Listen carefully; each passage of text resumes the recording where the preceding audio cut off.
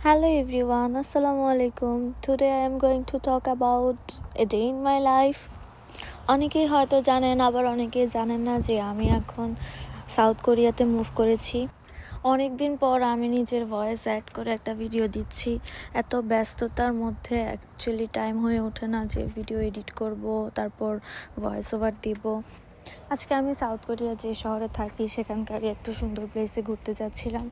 তো আমি এখান থেকে একটা বাস ধরে আমি আমার ডেস্টিনেশনে পৌঁছে যাই। এই জায়গাটাকে সাউথ কোরিয়ার স্কাই রোড বলা হয়। আমি অনেক ফাস্ট চলে আসি। এই জায়গাটা দেখতে রাতের বেলায় খুব সুন্দর। তো যাই হোক, আজকে ছিল একটা সানি ডে, অনেক রোদ ছিল, জায়গাটা খুবই ক্রাউডেড ছিল।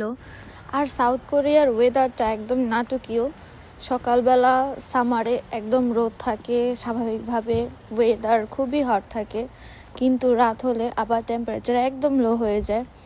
সো কখন কি হবে ওয়েদারের একদমই বলা যায় না। এই রোদ হচ্ছে, এই বৃষ্টি হচ্ছে, এই ঠান্ডা পড়ছে, কখনো কখনো 0 ডিগ্রি হয়ে যাচ্ছে। তো যাই হোক, এখানকার রাস্তাটার চারপাশে হচ্ছে স্ট্রিট শপিং করার মতো অনেকগুলো দোকান ছিল। আর আমি শপিং করতে এত পছন্দ করি, সো দ্যাট আমার কাছে এই ধরনের প্লেস খুবই ভালো লাগে। নিডেড সব কিছু ইজিলি পাওয়া যায়।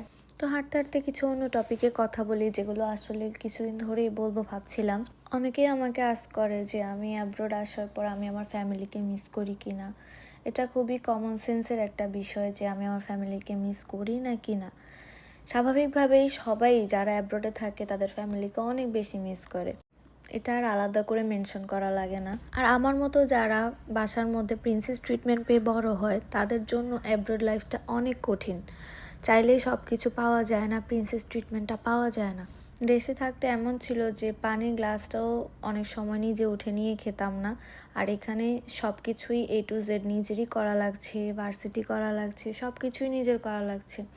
সো ওই জায়গা থেকে নিজের ফ্যামিলি মেম্বারদের আরও বেশি মনে পড়ে যায়। তো যাই হোক, যেহেতু আমি অনেক তাড়াতাড়ি চলে আসি, তখন লাঞ্চ টাইম ছিল। আশেপাশে আমি হালাল শপ খুঁজছিলাম। তো ম্যাপ সার্চ করে দেখি যে আশেপাশে একটু সামনেই টার্কিশ একটা রেস্টুরেন্ট আছে। বাট ওখানে যাওয়ার পর না আমার কিছুই পছন্দ হলো না, আমি খুবই ডিসঅ্যাপয়েন্টেড হই। সো দ্যাট আমি ওই জায়গায় স্কিপ করে অন্য একটা রেস্টুরেন্ট থেকে খেয়ে নিই। আর সাউথ কোরিয়াতে হালাল খাবার খুঁজে পাওয়াটা খুবই টাফ, অনেক কিছু বেছেই খেতে হয়। সো যখন তখন বাইরে একদমই খাওয়া যায় না, ম্যাক্সিমাম টাইম বাসায় রান্না করেই খাওয়া লাগে। যেহেতু স্কাই রোডে রাতের ভিউই সুন্দর, সেহেতু আমি একটু সন্ধ্যা অবধি অপেক্ষা করে যাই যাতে রাতের ভিউটা দেখতে পারি। তাই আমি একটু রিভার সাইডটা ঘুরে দেখছিলাম। তারপর এখান থেকে কিছু ক্লিপ নিলাম, হাঁটাহাঁটি করলাম। সেদিন আমি বেশ অনেকখানি হেঁটেছিলাম। তারপর ওই পাশ শেষ করে আমি আরেকটা পাশে আসি, সেখানে হচ্ছে লাইভ মিউজিক চলছিল। গানের আগা মাথা যদিও আমি কিছু বুঝছিলাম না, তারপরে শুনে গেলাম। Voice was so good. তো ফাইনালি এটাই হচ্ছে স্কাই রোডের মেইন বিউটি, যেটা দেখার জন্য সবসময় এখানে ক্রাউড লেগে থাকে। এখানে একবার এক এক ধরনের লাইটিং হচ্ছিল, বেশ ভালোই লাগছিল। জাস্ট বিকজ অফ এই জিনিসটা আর আশেপাশে স্ট্রিট মলগুলোর জন্যই এই জায়গাটা সবসময় ক্রাউডেড থাকে। কোরিয়া আসার পরে আমি অন্যান্য শহরগুলো এখনও না ঘুরতে পারলেও আমার শহরের কিছু কিছু জায়গা ঘুরে দেখার চেষ্টা করছি, এক্সপ্লোর করছি। ইনশাল্লাহ সামনে হয়তো অন্যান্য শহরগুলো ঘুরবো, আরও সুন্দর সুন্দর প্লেস ঘুরবো। And lastly one more thing, যে ভিডিও করা মানে শো অফ করা না। আমি আমার হ্যাপিনেসের কিছুটা অংশ সোশ্যাল মিডিয়াতে শেয়ার করছি।